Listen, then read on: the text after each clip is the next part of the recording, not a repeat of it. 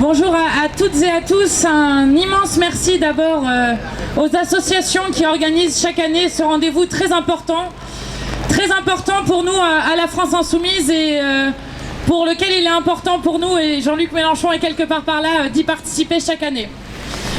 Cette catastrophe terrible est la preuve que nous devons tirer toutes les leçons du nucléaire. Et cette catastrophe n'est pas seulement une catastrophe passée, mais aussi une catastrophe présente et qui continue encore. Elle continue parce que 1,2 million de mètres cubes d'eau contaminée sont aujourd'hui stockés pour une capacité de stockage de 1,3 million de mètres cubes, avec la décision du gouvernement japonais de redéverser ces eaux contaminées et radioactives dans l'océan. Elle continue parce que les sols, le gibier, les animaux et les êtres sont contaminés encore par cette catastrophe et continuent de l'être. En France, aucune leçon n'a été tirée.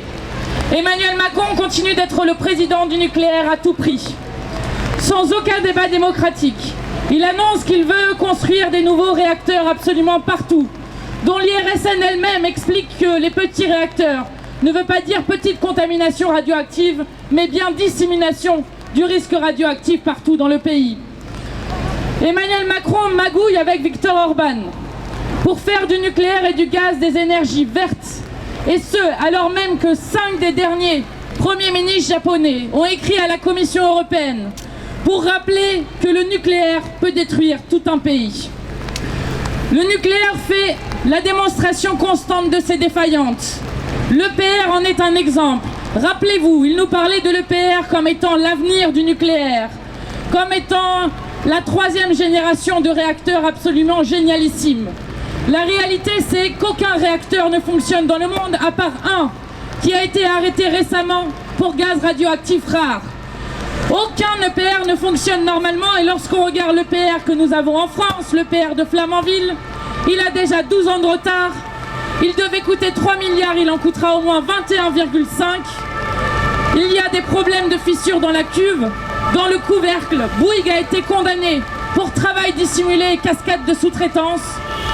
Et les plans de la centrale ont fuité, avec notamment sur ces plans l'emplacement des vidéos, des caméras de surveillance, et même la taille des boulons qu'il y a sur les grilles d'entrée qui scellent le réacteur. Le gouvernement fait comme si de rien n'était et nous explique que ces détails sont visibles à l'œil nu, ce qui est absolument risible. Ce qui se passe en Ukraine devrait nous alerter. L'Ukraine abrite le sarcophage de Tchernobyl, mais aussi 15 réacteurs nucléaires. Nous avons vu avec la guerre actuellement en Ukraine que le nucléaire est une cible et qu'il peut causer des dégâts irréparables.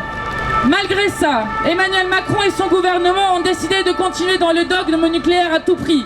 Peu importe pour eux que le nucléaire soit un gouffre financier, que le nucléaire coûte aujourd'hui plus cher que les énergies renouvelables, peu importe qu'elle soit une énergie dangereuse, peu importe qu'elle mette à mal notre souveraineté énergétique, parce que ce que nous devons apprendre de l'Ukraine en disant que nous ne voulons pas être dépendants d'énergies fossiles, nous devons aussi l'apprendre du nucléaire, puisque nous dépendons là aussi de l'approvisionnement en uranium. Aujourd'hui, le nucléaire empêche le développement des énergies renouvelables. Demain, le nucléaire, alors que le dérèglement climatique est commencé, sera un danger public. Nous arrêtons chaque été des réacteurs nucléaires du fait du débit des fleuves. Comment allons-nous faire alors que le dérèglement climatique continue, s'emballe, et que nous savons que le Rhône, le fleuve le plus nucléarisé de France, va baisser de 10 à 40% de débit et que les eaux vont se réchauffer. Le nucléaire n'est pas résilient au dérèglement climatique. Pour celles et ceux enfin qui se dressent contre cette situation, la seule réponse du gouvernement, c'est l'autoritarisme.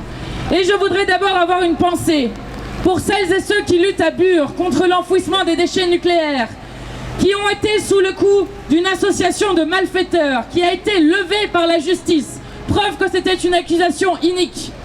Je voudrais avoir une pensée pour celles et ceux dont on ne parle jamais, les sous-traitants nucléaires, qui sont eux aussi sous le coup d'une répression extrêmement féroce, puisque Gilles Reynaud, président de l'association Ma Zone Contrôlée, a été sanctionné par Orano pour avoir dénoncé les conditions de travail des sous-traitants nucléaires devant une commission d'enquête sûreté et sécurité nucléaire, dont la rapporteure était une certaine Madame Barbara Pompili, qui disait à l'époque que oui, il y avait des énormes problèmes de sûreté et de sécurité et qu'il fallait faire une convention collective unique pour les travailleurs sous-traitants, ce qu'elle s'est bien empressée d'oublier alors qu'elle était ministre. Eh bien, ces travailleurs sous-traitants du nucléaire sont aujourd'hui la majorité des travailleurs qui font la maintenance nucléaire, puisque 80% de la maintenance dépend d'eux. Ce sont eux aussi qui reçoivent 80% de la dose radioactive. Et les conditions de travail extrêmement dégradées dans lesquelles ils travaillent les mettent non seulement en danger leur santé, mais aussi notre sûreté et notre sécurité à toutes et tous. Et puis cette année, je voudrais aussi avoir une pensée toute particulière pour Hugo, lanceur d'alerte. Premier cadre d'EDF à avoir porté plainte contre EDF pour dissimulation d'accidents et d'incidents très graves à la centrale de Tricastin.